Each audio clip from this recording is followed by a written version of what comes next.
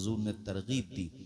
अहादीस में यहाँ तक आया कि तुम में से जो निकाह की इस्तिताअत रखता है उसे निकाह करना चाहिए। जिसने निकाह किया उसने निस्फ ईमान यानी आधा ईमान बचा लिया। डॉक्टर साहब, इतनी बड़ी इसकी अजमत है।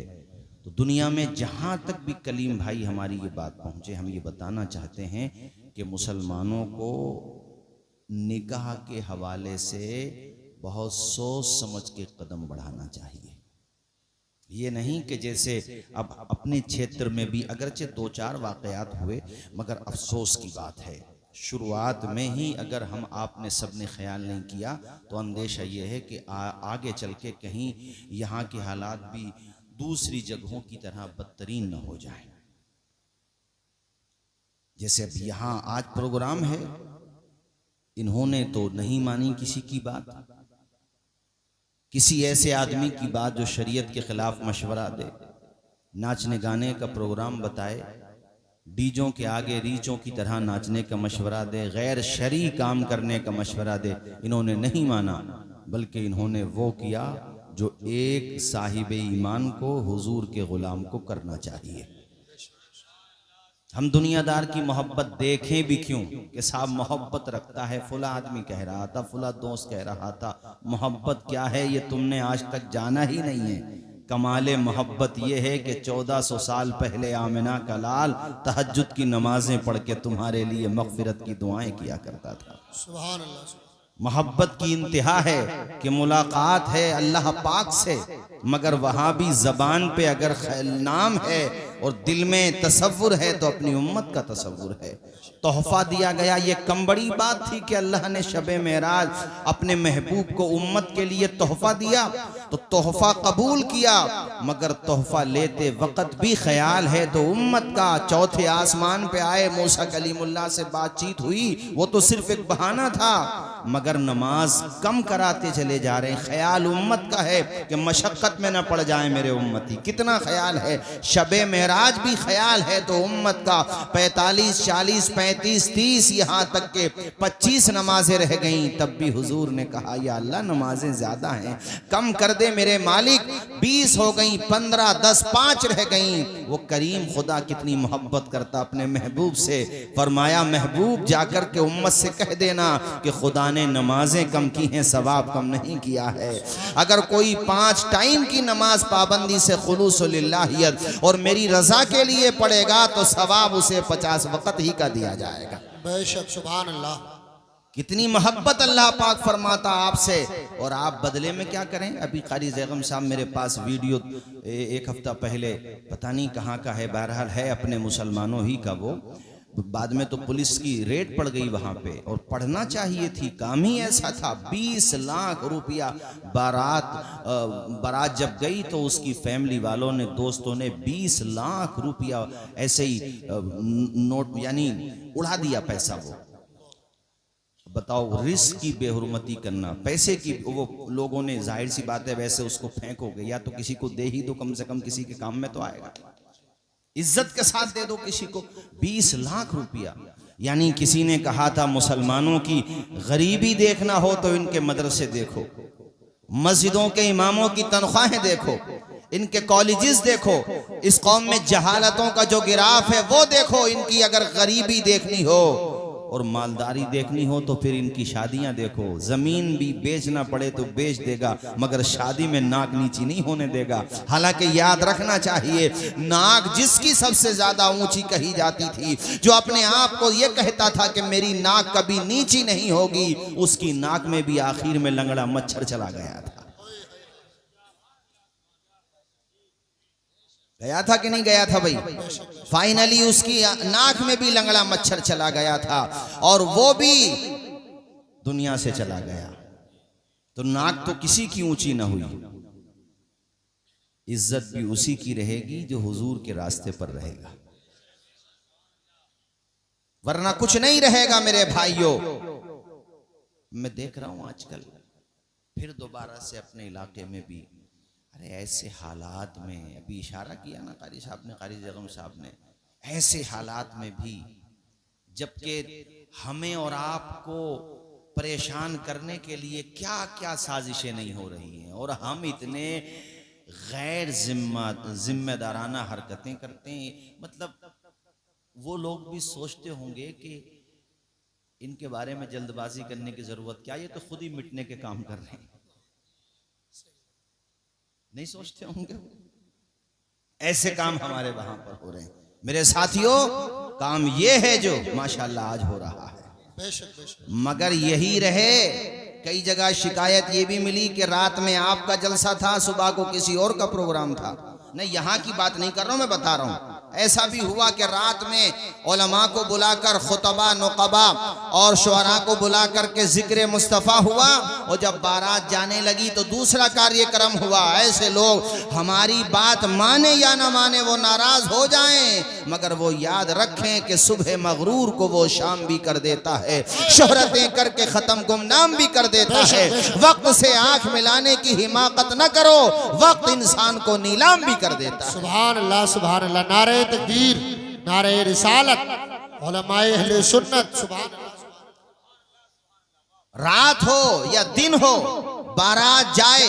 हाँ, आपके वहां से बारात गई, मुझे बाद में लोगों ने सबूत भी दिए माशाल्लाह। मैं मशवरा दे के गया था कि भाई अमामे बांध के जाना, सर पे हुजूर की सुन्नत सजा के जाना, माशाल्लाह किया आप लोगों ने। शहबाजपुर गई थी बारात, कहाँ गई थी भाई? नाठेर गई थी। आपने माशाल्लाह अमल किया, हमें अच्छा लगा, बहुत अच्छा किया। भाइयों, यहाँ से बारात जाए तब भी और यहाँ वापस आए तब भी, किसी भी मौके पे दामन मुस्तफ़ा का छूटना नहीं चाहिए। इंशाअल्लाह दामन मुस्तफ़ा का छूटना नहीं चाहिए।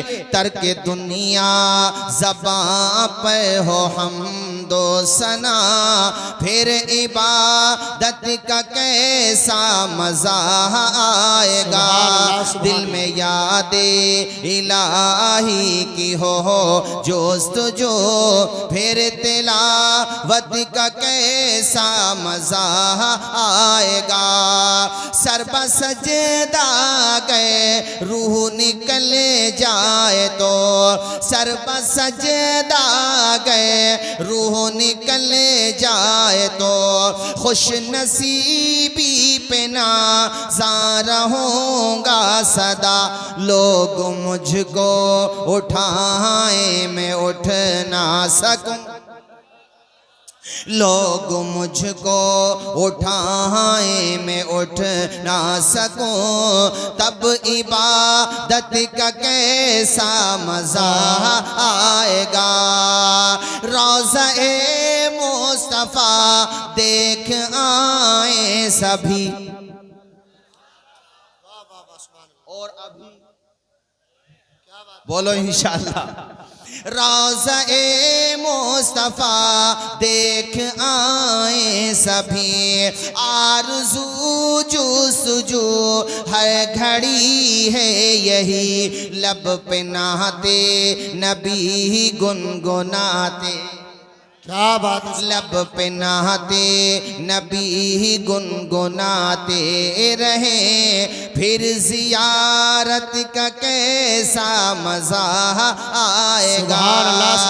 लब पे नहाते नबी गुनगुनाते रहे, फिर जियारत का कैसा मज़ा आएगा।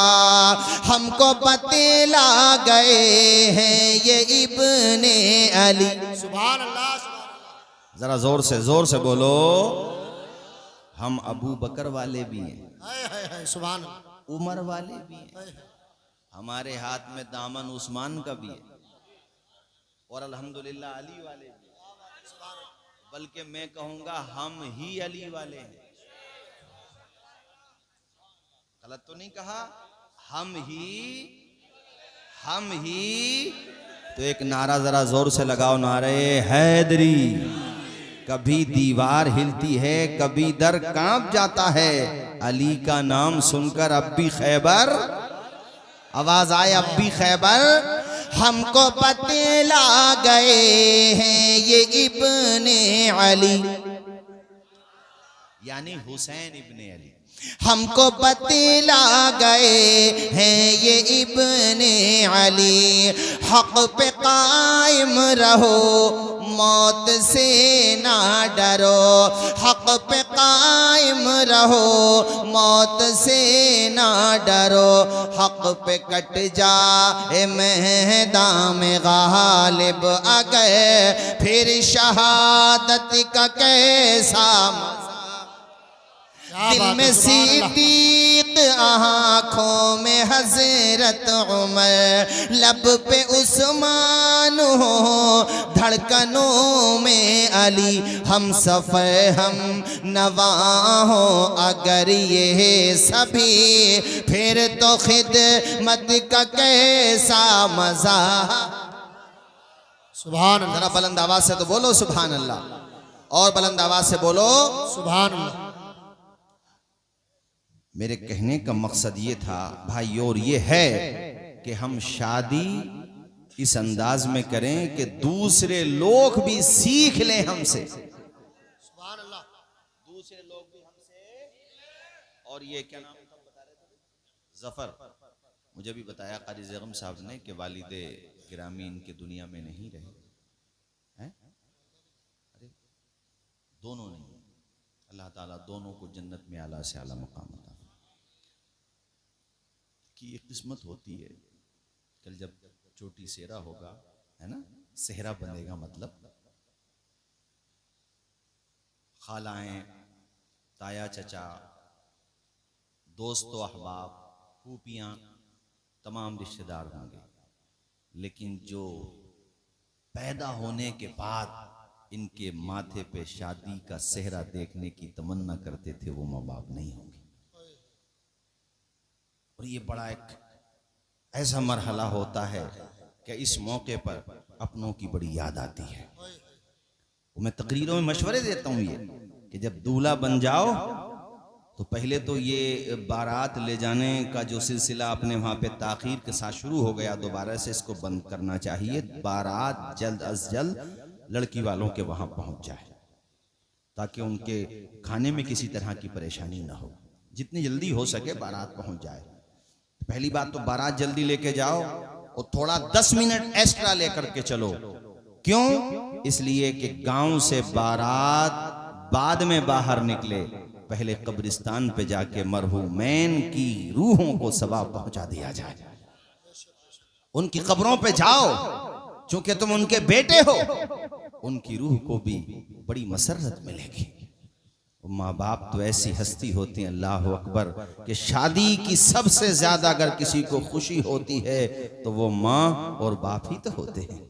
सबसे ज्यादा खुशी आपने देखा होगा जब बेटे के सर पे बेटे के माथे पे शादी का सेहरा सजता है और लोगों की तवज्जो उस तरफ नहीं होती, मगर कभी गौर से देखना कि बाकी लोग मुस्कुरा रहे होते हैं मगर हस्ती माँ बाप की होती है, भाई बहनों की होती है, जिनकी आंखों में पानी टपक रहा होता है, जिनकी आंखें नम होती हैं। या अल्लाह, ये आंसू कैसे हैं? जवाब मिला, ये गम के आंसू नहीं है, एक खुशी की तमन्ना थी, एक ख्वाब था जो ख्वाब अल्लाह ने आज पूरा किया है। उस ख्वाब के शर्मिंदे ताबीर होने पर अपने अजीजों की आंखों में आंसू आ गए हैं।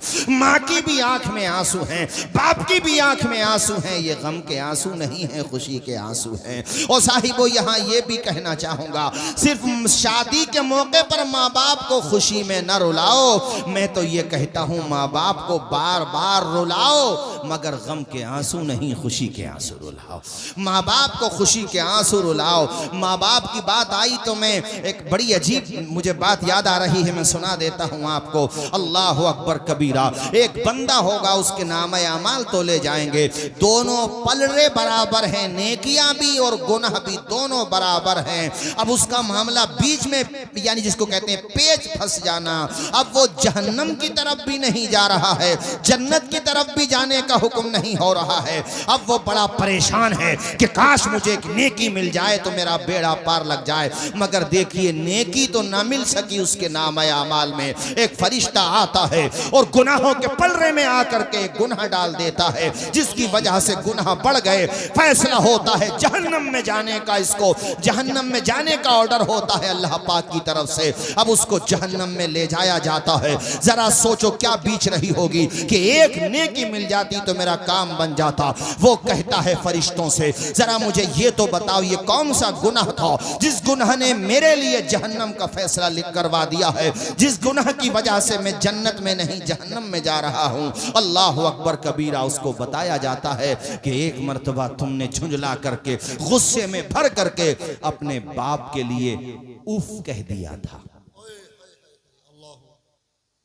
उफ कह दिया था। आजकल तो लोग गालियां तक बक रहे हैं माँ बाप को। हर गांव में मोहल्लों में तुम्हें चंद लोग ऐसे मिल जाएंगे जिनके माँ बाप पसे पुष्ट ये कहते हैं कि ऐसी औलाद से तो बे औलाद अच्छे। नहीं मिलते, बोलो नहीं मिलते। कितनी दुखी होगी वो माँ, जरा तसव्वुर कीजिए। जिस माँ ने तुझे मांगने के लिए कितनी मन्नतें की, कितने रोजे रखे, कितनी नमाजें पढ़ी, कितने नवाफिल पढ़े, तहज्जुद के सजदे किए, जिसने जो कह दिया वो अमल किया ताकि उसकी गोद भर जाए। और खुदा ताला ने औलाद की शक्ल में, तेरी शक्ल में यानी औलाद दी तो तेरी शक्ल में माँ की गोद भर दी, और जवान होकर के तूने कितना दुखी कर दिया होगा। वो बाप किस कदर दुखी होगा, वो माँ किस कदर दुखी होगी जिनकी जबान से ये जुमले निकले कि ऐसी औलाद से बे औलाद अच्छे। किस कदर परेशान होने की अलामत है। माँ बाप ये जुमले कह रहे हैं। आजकल कितने आपको मिल जाएंगे, ओ साहिबो इन्हें तकलीफ न दो, ये नहीं रहे तो रोने के अलावा कुछ नहीं रहेगा तुम्हारे पास। आज तुम्हें उनका डांटना समझाना बुरा लगता है, मगर याद रखो इनकी आवाज को भी गनीमत जानो।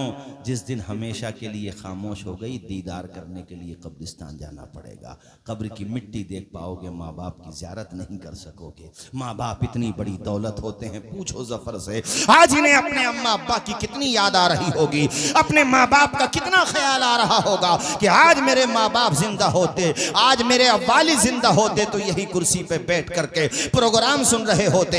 माँ होती तो मुझे दुआएं दे रही होती, मेरा सेहरा बन जाता, अपनी आंचल, अपने आंचल का टुकड़ा मेरे सर पे रख देती माँ, और उस आंचल की बरकतें मिलती मुझे जिंदगी भर। ओ मेरे भाइयों, जिनके माँ बाप नहीं उनसे पूछो माँ बाप क्या होते हैं। उन्हें तकलीफ ना दो, उन्हें परेशान ना करो, उनको अजियत ना दो। अरे कितने परेशान करने वाले तुम्हें मिलेंगे। उन्होंने 4 भाइयों को, 5 को 10 को पाला, परेशानियां उठाई मगर पाल के दिखा दिया। और जब नंबर तुम्हारी खिदमत का आया तो 1 महीने रोटी खिलाई जा रही है, और उसमें भी पता ये चला है कि बाज जगह तो ऐसा करने लगे लोग कि माँ को एक भाई खाना खिला रहा है तो बाप को दूसरा भाई खाना खिला रहा है, और उसमें गिने जा रहे हैं दिन। अब यहाँ मैं औरतों से भी एक बात कहना चाहता हूँ, अपनी बेटियों और बहनों से भी एक बात कहना चाहता हूँ कि मेरी बहनों, मेरी बेटियों, ये बताओ तुम जिस माँ बाप की बेटी हो, तुम्हारा भी कोई भाई है, उसके घर में भी दुल्हन आई है।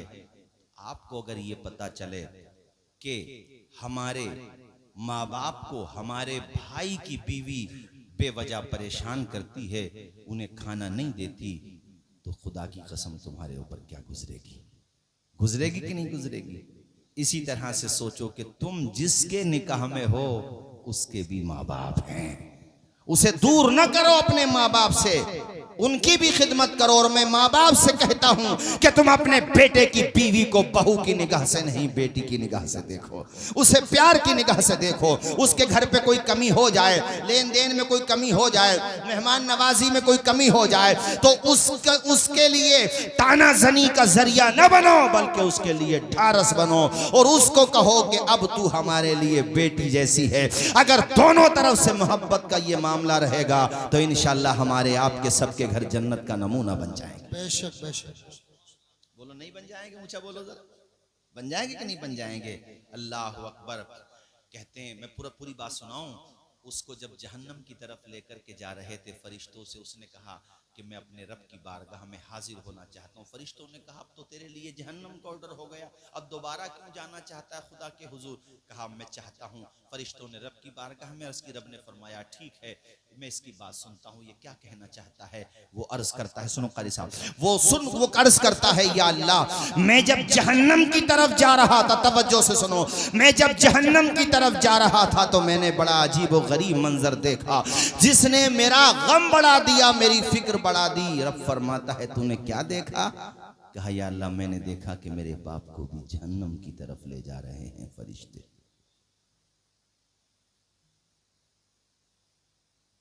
मेरे बाप को भी। अल्लाह पाक फरमाता है फिर तो तू क्या चाहता है? उसके अमाल बुरे हैं इसलिए वो भी जा रहा है जहन्नम की तरफ। रोते हुए कहता है या अल्लाह तेरी बारगाह में दुआ है, अरीजा है, मेरे अब्बा को माफ कर दे। जरा जोर से बोलो ना यार सुभान अल्लाह। मेरे अब्बा को माफ कर दे, उसकी सजा मुझे दे दे, मेरी सजा डबल कर दे, मगर मेरे अब्बा को जन्नत दे दे। अल्लाह ताला की रहमत मुस्कुराएगी। दुनिया में तो कहना नहीं माना, दुनिया में तो कहना नहीं माना, यहाँ इतनी फिक्र। रोते हुए कहेगा मालिक है तो मेरा बाप, मैंने दुनिया भी कहा ना माना, यहाँ भी अपने अब्बा को जहन्नम में जलते हुए देखूं, ये मुझसे नहीं हो सकेगा। मैं तो जहन्नम में जा ही रहा हूँ, मेरे अब्बा की सजा मुझे मिल जाए, मुझे डबल सजा मिल जाए, मगर मेरे अब्बा जन्नत में चले जाएं, मेरे वालिद जन्नत में जाके ये बात तो याद रखेंगे कि मैं अपने बेटे की वजह से सुकून पा सका। दुनिया में उन्हें गम रहा कि बेटा नाफरमान रहा, मगर जन्नत में जाके तो सुकून मिलेगा। मेरे रब को ये जवाब इतना पसंद, इतना पसंद। मेरा रब फरमाएगा ओ बंदे मैं बड़ा करीम हूँ, करम करने वाला हूँ, मैं बड़ा रहीम हूँ, रहम करने वाला हूँ, मुझसे ज्यादा कोई रहम करने वाला नहीं। तू बेटा हो करके अपने बाप के लिए इतना अच्छा सोच रहा है, मैं तो तेरे बाप का भी रब हूँ, तेरा भी रब हूँ। ऐ मेरे बंदे मैं सबका रब हूँ, मैं इंसानों का भी रब हूँ, जिन्नात का भी रब हूँ, फरिश्तों का भी रब हूँ, कुल कायनात का रब हूँ, मैं तो रब्बुल आलमीन हूँ। ओ मेरे बंदे मुझे तेरा ये जवाब इतना पसंद आया है, अब तू ऐसा कर अपने अब्बा की उंगली थाम ले। अब सिर्फ तेरा बाप जन्नत में नहीं जाएगा बल्कि बाप का बेटा भी जन्नत में जाएगा। वाह वाह, नारे तकबीर। यार या गौस जिंदाबाद, जिंदाबाद, जिंदाबाद।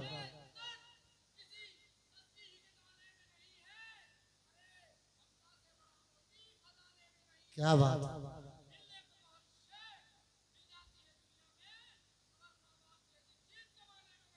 बेशक सुभान अल्लाह। अरे जोर से बोल दो भाई सुभान सुभान अल्लाह। अल्लाह। आओ अनीस साबरी जरा इधर आ जाओ भाई, जरा लोग देख लेंगे आपको। आ जाओ आ जाओ आ जाओ अनीस साबरी आ जाओ। अल्लाह खुश रखे भाई माशाअल्लाह। ये अनीस साबरी की फोटो कॉपी है। हाँ देखो माशाअल्लाह, जलसों का बड़ा ज़ौक़ है, जलसों में जाते भी हैं, सुनते भी हैं। और कितना शानदार शेर सुना, शायद सबने नहीं सुना होगा, इसलिए मैं चाहता हूँ जरा माइक में सुनवा दो, तेजी से सुना दो, एकदम से जल्दी से। और आप इनको भी तोहफा दे सकते हैं, आपके लिए आए हैं। चलो पढ़ दो, सुना दो, पहले सुना दो फिर वहाँ माशाअल्लाह पढ़ दीजिए, पढ़ दीजिए, अस्सलाम वालेकुम। एकदम से पढ़ दो। ये सच किसी तस्बीह के दाने में नहीं है, अरे ममता से बड़ा मोती खजाने में नहीं है। और मिलने को तो हर शे मिल जाती है दुनिया में, मिलने को हर शे मिल जाती है दुनिया में, मगर माँ बाप जैसी चीज जमाने में नहीं है। माशाअल्लाह, इतना अच्छा इन्होंने पढ़ा कि मुझे फौरन सज्जाद निज़ामी के लिखे हुए, सज्जाद निज़ामी साहब मरहूम के पढ़े हुए वो दो मिसरे याद आ गए, माँ बाप की बात याद आ गई। आज के जलसे का सवाब अल्लाह ताला हमारे जफ़र भाई के माँ बाप को अता फरमाए। ज़ोर से आमीन बोलो भाई, ज़रा ज़ोर से। अल्लाह ताला उनको गरीक़ रहमत फरमाए, जन्नत में बहारें अता फरमाए। मरहूम सज्जाद निज़ामी साहब अब दुनिया में नहीं रहे, वो माँ बाप के बारे में ये दो मिसरे पढ़ते थे। ज़्यादातर मैं माँ बाप के बारे में तकरीर करता हूँ तो मुझे याद आ जाते हैं। अल्लाह ताला उनको भी गरीक़ रहमत फरमाए। वो जीते जी दुनिया में जन्नत का मज़ा ले, वो जीते जी दुनिया में जन्नत का मजा लेंगे, वो जीत जी दुनिया में जन्नत का मजा लेंगे, जन्नत का मजा लेंगे। जो बाप को खुश रखेंगे और माँ की दुआ लेंगे, सुभान अल्लाह, सुभान जो अल्लाह। बाप को खुश रखें। पूरा मजमा मेरे साथ पढ़े। फुल सिंगे का हमारे माशाल्लाह जो जोड़ है नातखानी करता है माशाल्लाह, वो भी उपस्थित है माशाल्लाह। हैं, सबको अल्लाह पाक शादो आबाद रखे। आप जिस शक्ल में भी हुजूर की तारीफ कर रहे हैं बहुत अच्छी बात है। पढ़िए सारे लोग मेरे साथ। वो जीते जी दुनिया में जन्नत का मजा लेंगे। आप कहोगे मौलाना तौसीफ रजा साहब, अपने माँ बाप का कहा मानने से, वो बीमार हैं तो अच्छे डॉक्टर को दिखाने से, उनकी तबीयत नासाज है तो उनका सर दबाने से, मैं तो कहता हूँ उनके पास ज़्यादा से ज़्यादा वक्त हो, फिर हमसे पूछो कि वक्त देने से, अपने माँ बाप की खूब खिदमत करने से हमें क्या मिलेगा? तुम्हें भाइयों तुम्हें बताऊँ, तुम्हें जन्नत का पता मिलेगा, दुनिया में सुकून मिलेगा। जो माँ बाप का खिदमतगार रहेगा दोनों जहां में बेड़ा पार रहेगा। क्या बात है, सुबह दोनों जहां में, जोर से, दोनों जहां में, दोनों जहां में बेड़ा पार रहेगा। ये फसाना नहीं हकीकत है, अपनी माँ से, अपनी माँ से जिसे मोहब्बत है। गौर इस पर तू क्यों नहीं कहता, माँ के कदमों के नीचे, सुभान अल्लाह, माँ के कदमों के नीचे। तो आज मैं यही पैगाम दूंगा कि माँ बाप को रुलाओ, नई बात सुनो, रुलाओ मगर गम में नहीं, जोर से, गम में नहीं और खुशी में। ऐसे जैसे मैं ये सुना दूं बस 10-15 मिनट में, चूंकि मुझे अपने बाद वाले मेहमानों का भी ख्याल है। खुशी में ऐसे रुलाओ कि इतने कामयाब हो जाओ, इतने कामयाब हो जाओ कि तुम्हारे पीठ पीछे तुम्हारे अब्बा या तुम्हारी वालदा यानी तुम्हारी अम्मी या तुम्हारे अब्बू, अरे चलो तुम्हारी मम्मी या डैडी, वैसे मम्मी अम्मी रहें तो सही है। हाँ, ये भी नया कल्चर चला, अच्छे खासी अम्मी अम्मी बोलते थे, अब मम्मी कहने लगे। और बाद जगह तो मम्मी भी खत्म हो गया, मोम कहने लगे। हमने कहा मोम ही रह दियो, मोमबत्ती मत कर दियो। हैं, वो डैडी बोलते, चलो डैडी इंग्लिश में बोल देते हैं, अब वो डैड हो गए। बताओ जरा सा तलफ्फुज़ खराब अगर बिगड़ जाए तो डैड की जगह डेथ हो जाए। तो इसलिए भैया अपना जो कल्चर है उसी को बाकी रखो, ठीक है कि नहीं? हाँ, अपना जो मशरिकी कल्चर है उसी को बाकी रखो। माँ बाप के बारे में बताना चाहता हूँ मेरे भाइयों, मैं आपको समझाना चाहता हूँ, अपने माँ बाप की ज्यादा से रुलाओ उन्हें, मगर ऐसे कि पीठ पीछे तुम्हारी तारीफ करें कि बहुत कमेरा है हमारा लड़का। बोलते कि नहीं बोलते? अपनी बहनों की शादी कर दी, भाइयों की शादी कर दी, घर बना दिया, परिवार अच्छा चला रहा, काम से लगा हुआ, ये तारीफ हो, ये ना हो पता चला किसी बुरी आदत का शिकार हो। जैसे बाज लड़के हमारे मुसलमानों में भी अल्लाह की पनाह शराब तक की शिकायतें आ रही, नशेड़ी बन गए। हाँ, और ये मोबाइल जब से चला है तो इसने भी साहब बड़ी आफत पूरे समाज के अंदर दाखिल कर दी मोबाइल ने। अब यहां से वापस जाएंगे, आप तो कहीं भी, यहीं की बात नहीं कर रहा हूं, आप कहीं भी जाओ, रात में 3 बजे 4 बजे 5 बजे 2 बजे 1 बजे मुसलमानों की बस्तियों में आप चले जाओ, कब्रिस्तान की बाउंड्री है, आपको कब्रिस्तान की बाउंड्री पे दिन में जाते हुए डर लगेगा, मगर रात में 4 बजे भी 4-5 मजनू तुम्हें जरूर मिलेंगे कब्रिस्तान की बाउंड्री पे। अबे मरने आए हो क्या करने आओ ये बताओ? यहाँ आने की तुम्हें इतनी जल्दी है? और आए भी हो तो फातिहा पढ़ो, मगर मोबाइल कान पे लगा हुआ होगा और कान पे लगा, आप नहीं पहचान पाओगे उनको, वो तो कोई तुम्हें बताएगा तो पता चलेगा। कब्रिस्तान की बाउंड्री हो, आपके स्कूल की बाउंड्री हो, हैं, तालाब की बाउंड्री हो, आपको कुछ न कुछ मजनू मिलेंगे जरूर। वो तो फिर किसी ने हमें एक दिन बताई ये बात कि जिधर देखो उधर ही इश्क के बीमार बैठे हैं, हजारों मर चुके हैं, सैकड़ों तैयार बैठे हैं। स्कूल की बाउंड्री हो या फिर अपने संबल की रेल की पटरी हो,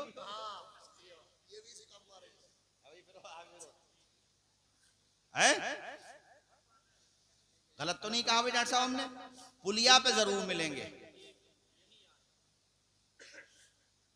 ये काम मुसलमानों के रह गए। भाइयों, तुम इस काम के लिए नहीं आए हो, तुम दुनिया में पढ़ने के लिए आए हो। बस आखिर में बता दूं कि हमें अपने बच्चों को पढ़ाना है। ये मन बना लो, पढ़ाओ। और ये कभी मत सोचो यार पढ़ाई के लिए तो पैसा चाहिए।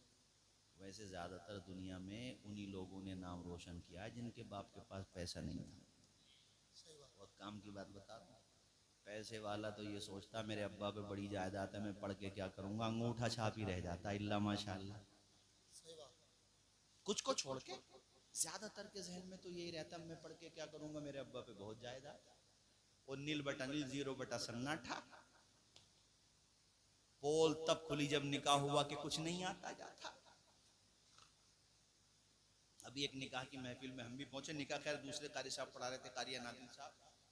तवज्जो है आपकी। मेरे कहने का मकसद भाइयों ये है आपसे कि दौलतमंद हो तब भी नहीं है तब भी पढ़ाओ बच्चों को, ताकि तुम्हारे माँ बाप का सीना फख्र से चौड़ा हो जाए। अरे चौड़े का मतलब ये है कि उनको फख्र हो। उमर जैसे एक लड़का था गोविंद जायसवाल, बनारस का। इतनी पुअर फैमिली थी उसकी, इतनी गरीब फैमिली थी कि उसका बाप रक्षा चलाता था। जिसका बाप रक्षा चलाता हो गुर्बत का अंदाजा आप लगाइए। घर का खर्चा उन्हीं पैसों से चलता। स्कूल में पढ़ता था बेचारा, जो गांव के स्कूल होते हैं। अच्छा, गांव के स्कूल जो सरकारी स्कूल हैं, ये बात मेरी ऊपर तक जाए अगर, मैं कहूँगा कि इनको केयर किया जाए, इन पे अगर मेहनत की जाए और हर जगह के ऊंचे लेवल के जो अधिकारी होते हैं वो इस पे मेहनत करें, तो यकीनन यहाँ से भी बेहतरीन तालीम दी जा सकती है। तो खैर पहले के लोग नहीं होते थे सरकारी स्कूलों में पढ़ो, कितने शानदार होते थे कि नहीं होते थे। अब निजाम बिगड़ गया। तवज्जो फरमाइए, गोविंद जायसवाल पढ़ते थे स्कूल में। तो बहरहाल वो उन्हीं के आसपास का या उन्हीं की बस्ती का या दूसरी बस्ती का बहरहाल कोई अमीर लड़का था, उससे दोस्ती हो गई। वो किसी दिन अमीर लड़के के साथ चले गए उसके घर पे। अमीर बाप ने अपने घर के आंगन में गरीब आदमी को देखा, फटे हुए कपड़े, पसीने की बदबू। उसको बड़ी इंसल्ट लगी। हालांकि अमीर हो या गरीब, जाना सबको कब्र ही में है। दूसरे समुदाय में हो तो भाई उनका भी अंतिम संस्कार की एक ही प्रक्रिया होती है। चंदन की लकड़ी का फर्क हो या दूसरी का, बहरहाल अमीर गरीब में आखिरी संस्कार में तो कोई डिफरेंस नहीं होता। हमारे वहां सबको कब्र में ही जाना है। कफन के कपड़े की क्वालिटी का फर्क हो सकता है, बस जाना तो सबको कब्र में ही नहीं भाई, जाना सबको। तो मैं बता रहा हूं बहरहाल इंसान की सोच होती है। उसने जो है अपने लड़के को डांटा कि तूने इस गरीब से जिसके बदन से पसीने की बदबू आ रही है दोस्ती क्यों की। गोविंद जायसवाल कहते हैं ये बात मेरे दिल को चुभ गई और मैंने अपने घर पे आके अपने पिताजी को ये बात बताई और पूछा कि मुझे तरक्की करना है, लाइफ में प्रोग्रेस करना है, मैं इंसल्ट बर्दाश्त नहीं कर सकता। आपको भी रिस्पेक्ट दिलाना है और खुद को भी रिस्पेक्ट दिलाना है। इसके लिए मुझे क्या करना पड़ेगा। पिताजी ने कहा बेटा एजुकेशन हासिल करो, सियासत का रास्ता होता है या दौलत का, वो हमारे पास है नहीं ऑलरेडी। भाई दौलत तो है ही नहीं, सियासत भी गरीबों की कहाँ है। जो 2-2 करोड़ के टिकट बिक रहे हो तो गरीब कहां से आ जाएंगे बेचारे। तवज्जो है कि नहीं। तो मेरी बात सुनो मेरे भाइयों। वो कहते हैं कि एजुकेशन मेरे पापा ने बताई, मैं पढ़ता रहा। हम ये समझते थे कि सबसे ऊंची पोस्ट, सबसे ऊंचा मनसब लेखपाल का होता है। मैं उसी लिए पढ़ रहा था और मेहनत करता था, खूब अच्छे नंबरों से पास होता था। मुझे किसी ने बताया जब पढ़ना ही है, संघर्ष करना ही है, आगे बढ़ना ही है, तो फिर तुम्हें मैं बताऊं कि या तो पीएम बनो या सीएम बनो, वो तुम बन नहीं सकते। आखिरी ऑप्शन है कि डीएम बनो, वो एजुकेशन के जरिए बन सकते हो। मेहनत करोगे तो बन सकते हो। गोविंद जायसवाल कहते हैं मैंने मेहनत की और इतनी मेहनत की कि मैं खूब पढ़ता था, रात दिन मेहनत करता था। बाप मेरा रक्षा चलाता था। मैं जब दिल्ली गया वहां पे ट्यूशन पढ़ा करके उन पैसों से मैं अपने खाने का चाय का इंतजाम करता। चाय के बारे में बताते हैं कि मैं आधा कप चाय पीता था, इतने पैसे नहीं थे कि मैं 1 कप चाय पी लेता। खाना भी मैं औरों के मुकाबले में बहुत लोकल दर्जे का खाना खाता था, अपने दोस्तों की तरह मर्डर गश्ती नहीं करता था, 17-17 घंटे 18-18 घंटे पढ़ता था। गोविंद जायसवाल अपनी हिस्ट्री बयान करते हुए कहते हैं, इससे ज्यादा अगर मैं मेहनत करता तो मर जाता। उधर घर पे हमारे पापा के पांव में सेफ्टिक हो गया, यानी वो रक्षा भी नहीं चला पा रहे थे, ऑपरेशन भी होना था, ऑपरेशन करने के लिए अच्छे डॉक्टर की जरूरत थी, मगर गुर्बत की वजह से जिस तरह से भी जहां हुआ ऑपरेशन किया गया। कहते हैं ये जिंदगी आपको संघर्ष करना सिखाती है, मगर साहिबो फुलसिंगा के मेरे दीनी भाइयों, जब निगाह मंजिल पे हो तो आपको मंजिल नजर आती है, रास्ते की रुकावटें नजर नहीं आती हैं। और कामयाबी वही हासिल करता है जिसकी रगों में खून से ज्यादा मकसद को पाने का जुनून दौड़ रहा हो। कामयाबी वही हासिल करता है जिसकी निगाह के सामने उसका गोल हो, जिसकी निगाह के सामने उसका मकसद हो। जब इंसान की निगाह के सामने मकसद हो तो याद रखिएगा इस बात को कि आंखों में रहा, दिल में उतर कर नहीं देखा। कश्ती के मुसाफिर ने समंदर नहीं देखा, जिस दिन से चला हूं मेरी मंजिल पे नजर है, आंखों ने कभी मील का पत्थर नहीं देखा। नारे तकबीर, नारे रिसालत, उलमाए अहले सुन्नत। कारी ज़ैगम साहब इंसान मेहनत तो करे। ए फुलसिंगा के लोगों, हिम्मत करो, हौसला करो। हम ना पढ़ सके मगर बच्चों को पढ़ाएंगे, बेहतरीन लॉयर बनाएंगे। उलमा पैदा करने के लिए, हुफ्फाज पैदा करने के लिए तुम बस्ती वालों ने रईसुल उलूम को कायम किया हुआ है ही। बच्चे हमारे यहाँ उलमा बनते रहेंगे और बुनियादी तालीम तो हम सबको दिलाएंगे ताकि हमारे बच्चों को पता चले मोहम्मद अरबी के गुलाम हैं सल्लल्लाहु अलैहि वसल्लम। पाकी ना पाकी जान जाएं, हलालो हराम जान जाएं, उसके बाद फिर हम बेहतरीन स्कूलों में भेजेंगे। हमें नौकरी करना पड़े करेंगे, लेकिन एजुकेशन का खर्चा उठाएंगे, हम बच्चों को पढ़ाएंगे, आधी रोटी खाएंगे मगर बच्चों को पढ़ाएंगे। जोर से बोलो, बच्चों को पढ़ाएंगे। इंसान मेहनत करे क्या नहीं कर सकता है मेरे साथियों। गोविंद जायसवाल कहता है मैंने मेहनत की, यहाँ तक के यूपीएससी एग्जाम जो नंबर 1 एग्जाम होता अपने मुल्क और बहुत भारी एग्जाम होता है, वो कहते हैं मैं पहले से उसकी तैयारी करता था। मैंने सारे पेपर्स निकाल लिए, अब नंबर आता है, बहुत तेजी से सुना रहा हूँ, नंबर आता है इंटरव्यू का।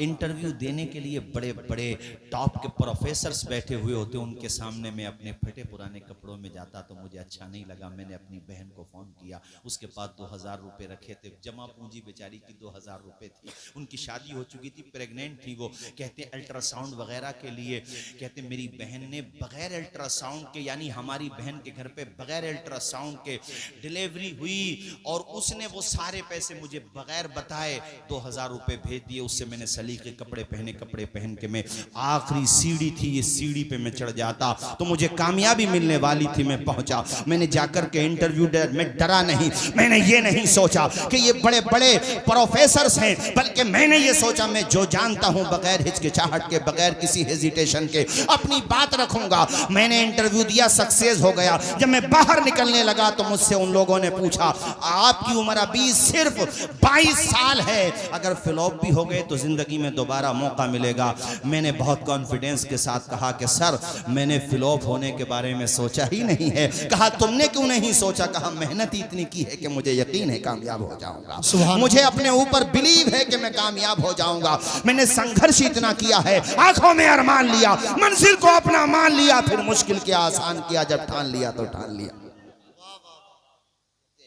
मैं बाहर तो उन्होंने ये जवाब सुन के बहुत खुशी का मुजाहिरा किया। जब रिजल्ट आया तो मुझे, अरे किसी को 200, 300, 400 जो आखिर के नंबर रैंकिंग होती है ना, वो भी मिल जाए तो खुशी में पागल हो जाता है वो। कहते हैं मुझे ऐसी रैंकिंग मिली कि उस रैंकिंग पे मेरा डीएम बनना कंफर्म था। मुझे 42वें नंबर की रैंकिंग मिली, 42वें नंबर की। जब मैंने रिजल्ट देखा, खुद कहते हैं कि कितनी खुशी थी मुझे, मैं अपनी खुशी को शब्दों में बयान नहीं कर सकता।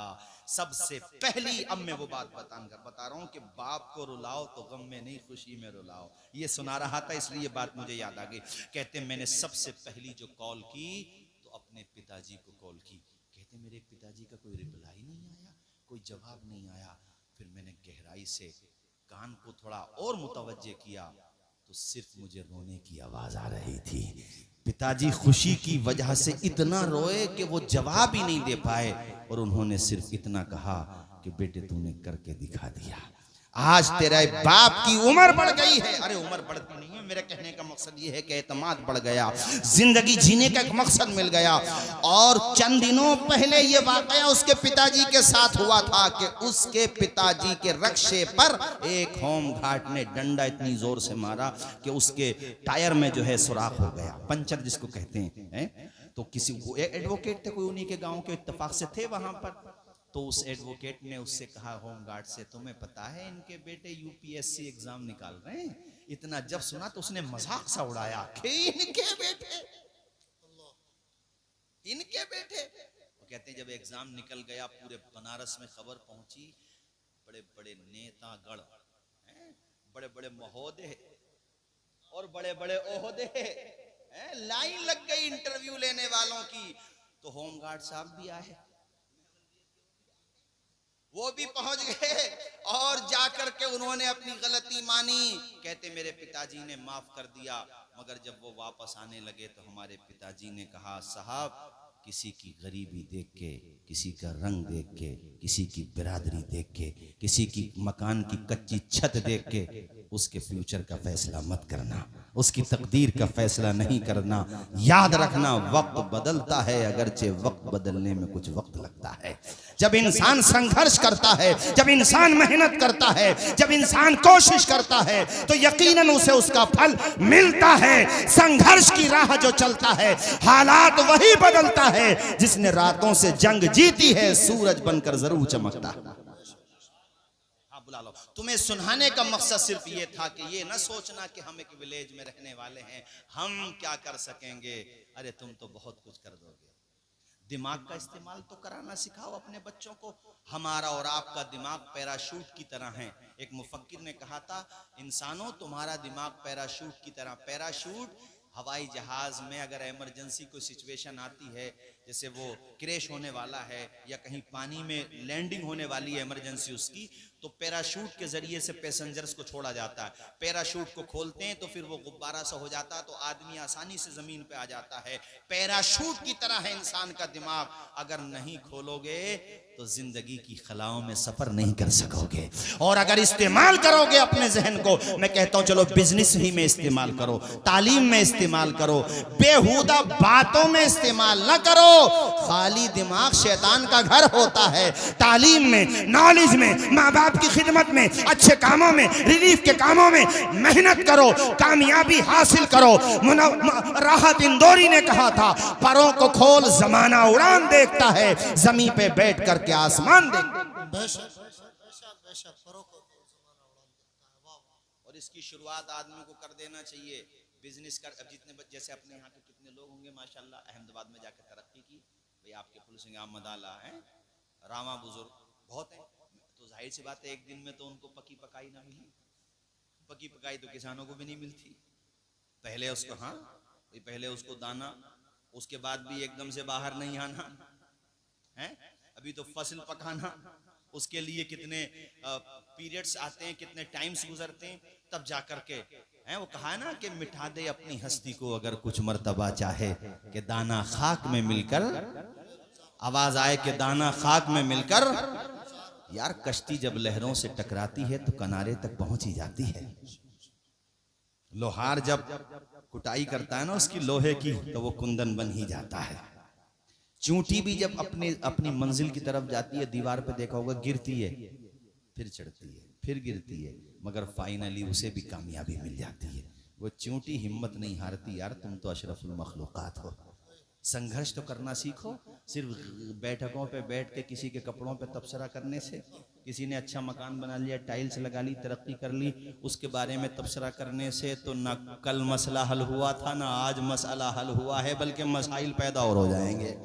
नारे तकबीर, नारे रिसालत, उलमाए अहले सुन्नत, मसलक आला हजरत शायर इस्लाम सैफ रजा कानपुरी, नारे तकबीर, नारे रिसालत। आ जाओ भैया। हमारे कारी सदाकत साहब किधर चले गए? इमाम साहब गुजर गए क्या? अरे यहाँ से गुजर गए क्या? ये हमारे माशाल्लाह बड़े, बैठो बेसा। हाँ माशाल्लाह। अभी सुनेंगे आप कानपुर की सरजमीन से तशरीफ लाए माशाल्लाह। अल्लाह ने बड़ी शोहरत दी है और बहुत अच्छा भी पढ़ते हैं माशाल्लाह। और अभी आप बस 5, 7 या 10 मिनट में अपनी गुफ्तगू खत्म करूंगा। इमाम साहब ये फुलसिंगा वाले अब आपको परमानेंट इन्होंने कर ही लिया है माशाल्लाह, हैं? अल्लाह खूब बरकतें अता फरमाए। भाइयों, आखिर में जाते जाते कारी जगम साहब मैं ये कहूंगा, रोटी भी ना मिले फाका कर लो, मगर बच्चों को जोर से, बच्चों को इसके अलावा बाकी में कुछ और, आप तालीम पर ध्यान दें, अपने बच्चों को दुनिया की खलाओं में परवास करना सिखाएं। अंजाम उसके हाथ है, आगाज करके देख, भीगे हुए परों से परवास करके देख। पढ़ाने का मन बना लो, ठान लो कि भैया बता के गए थे कुछ भी हो जाए मगर बच्चों को पढ़ाना है। आवाज आए बच्चों को। कुरान शरीफ तभी तो बेटा पढ़ेगा कब्र पे जाके जब पढ़ा हुआ होगा। हाफिज कुरान बनाना भी बहुत बड़ी बात है, और वो हाफिज ये सोचें कभी अपना मन छोटा ना करें, यार सैलरी कम है, ये तो गलती है, इंसानों की कम दे रहे हैं सैलरी, मुसलमान सैलरी तो बढ़ानी चाहिए, मगर कम भी दें तब भी दिल थोड़ा ना करें, इसलिए कि दुनिया तुम्हें इसका सिला दे ही नहीं सकती है। तुम तो कुरान पढ़ते रहो, तिलावत करते रहो, बच्चों को पढ़ाते रहो, तुम्हें तो मकाम इतना बुलंद मिलेगा कि जब जन्नत में रब के करम से, रब के फजल से एंट्री करोगे, रब फरमाएगा ओ हाफिज कुरान पढ़ना शुरू कर दे। कुरान तरतील के साथ पढ़, ठहर ठहर के साथ पढ़, कुरान पढ़ता जा, आगे जोर से आगे, आखिरी मंजिल तेरी वही होगी जहां वन्नास की आखिरी सीन होगी। कितना ऊंचा मकाम मिल गया है, फजल रब्बुल औला, और क्या चाहिए, मिल गए मुस्तफा, और क्या चाहिए। इसलिए हुफ्फाज उलमा कुर्रा से मैं कहूंगा कि ये देखो, मसाजिद में जो मकतब पहले अपने यहाँ पे चल रहा, मकतब यहाँ पे तो चलो मदरसा है ही माशाल्लाह, मस्जिदों में मकतब चलते थे नहीं चलते थे? पहले हाफिज साहब पढ़ाते थे, नाजरा पढ़ते थे। अब मुझे ये फिक्र होने लगी है, मैं देखता हूँ अपने इलाके में ये रिवाज खत्म हो गया, तनख्वाह भी बढ़ाओ और ये बच्चों को भी पढ़ाओ, मकतब की सूरत में भी, मसाजिद में भी। अरे मस्जिद नबवी ही में तो सबसे पहला मदरसा कायम हुआ था, सुफ़ा का चबूतरा, असहाबे सुफ़ा वहीं पे तो पढ़ते थे। अल्लाह अकबर, उनकी भी बड़ी प्यारी दास्तान है, खाने को खुदा की कसम खाना तक नहीं होता था। कितनी दफा तो ऐसा, हजरत अबू हुरैरा कहते हैं इतनी भूख थी कि भूख की वजह से मैं बाहर आ गया। अबू बकर सिद्दीक आए तो मैंने ये सोचा कि ये मुझसे खाने को कहेंगे, मगर वहाँ पे भी कुछ नहीं था। हजरत उमर आए, कहते हैं फिर जाने आलमीन आ गए, मेरा चेहरा देख के समझ गए मुस्तफ़ा के अबू हुरैरा को खाने की ज़रूरत है। घर पे ले गए, हुजूर कहा आयशा घर पे कुछ है? कहा हुजूर एक प्याला दूध है। हुजूर ने इशात फरमाया अबू हुरैरा ये दूध का प्याला पकड़ो। अबू हुरैरा कहते हैं मैं सोच रहा था हुजूर फौरन कह दे तो मैं फौरन पी जाऊं, भूख कितनी थी। मगर हुजूर ने कहा अबू हुरैरा रुको, अभी अपने साथियों को भी बुला करके लाओ। जरा जोर से बोलो ना यार सुभान अल्लाह। अपने साथियों को भी, अब सारे साथी आ गए, अब वो सब आ गए। हुजूर फरमाते हैं अबू हुरैरा सबको पिलाओ। अबू हुरैरा जानते थे, मगर फिर भी इंसानी एक तकाजा होता है यार। कहते थे मैं कभी दूध को देखता था, कभी पीने वालों की तादाद देखता था, मगर यकीन था मैं दूध पे भरोसा नहीं कर रहा था, पिलाने वाले मुस्तफा पे भरोसा कर रहा था। मेरे करीम से अगर कतरा किसी ने मांगा, दरिया बहा दिए हैं, दुर्बे बहा दिए हैं। जब आ गई हैं जोशे रहमत पे उनकी आंखें जलते बुझा दिए हैं, रोते हंसा दिए हैं। रोते हुए सहाबा मुस्कुराने लगे और हुजूर की अदाओं को देख के उनके लबों पे मुस्कुराहटों के गुलाब खिल गए। अल्लाह के पैगंबर ने सबको वो दूध नोश करने का हुक्म दिया। अबू हुरैरा कहते हैं आखिर में मेरा नंबर आया, अब मैं वो दूध देख रहा हूँ, खुदा की कसम है। हजरत अबू हुरैरा कहते हैं जैसे मैंने शुरू में पेश किया था उस वक्त का एक कतरा भी दूध का कम नहीं हुआ था और सबके सब सैराब हो गए। अब फिर भी कोई कहता हुजूर हमारी तरह है तो उसे आईने में मुंह देखना चाहिए। गलत तो नहीं कहा मैंने? है हुजूर की तरह 70 सहाबा थे कमोबेश, बहरहाल मुताद्दिद सहाबा किराम थे। काफी दिनों के बाद हदीस सुना रहा हूं तो चूंकि कैमरे लगे हुए हैं और मैं ये चाहता हूं कि स्टेज से शायर हो, खतीब हो, नकीब हो, कसे बाशद कुजा बाशद, गैर शरी न वो तकरीर करे न वो शेर पढ़े। चूंकि फिर होता यह है कि अहले सुन्नत के उलमा की जग हसाई होती है, लोग उसका मजाक उड़ाते हैं। तो जो भी बात हो, इसलिए भाई मैंने खुद भी कह दिया, इंसान हूं, चूंकि अब अचानक याद आ गई हदीस, तो मैं बता रहा हूं 70 थे या 60 थे, कमो बेश, बहरहाल तादाद इधर उधर हो सकती है, लेकिन थे अच्छे खासे, थे अच्छे खासे। सबको हुजूर पाक ने वो दूध सबने नोश कर लिया हुजूर के हुक्म से। अबू हुरैरा कहते हैं अब बस मेरा ही नंबर था, वो कहते हैं मेरा ही नंबर था, मगर आका की शान देखो। आका ने मैंने कहा हुजूर आप नोश फरमा लें, कहा नहीं अबू हुरैरा आप पियो। कहते मैंने पिया, हुजूर ने फरमाया और पियो, और पिया। आप फरमाते फुल हो गया मामला, नहीं समझे, यानी गुंजाइश न रही। हुजूर ने कहा हो गया, अबू हुरैरा कहा या रसूल अल्लाह, अल्लाह अकबर, या रसूल अल्लाह, अब गुंजाइश न रही। आमिना के लाल ने सबको सैराब कर दिया।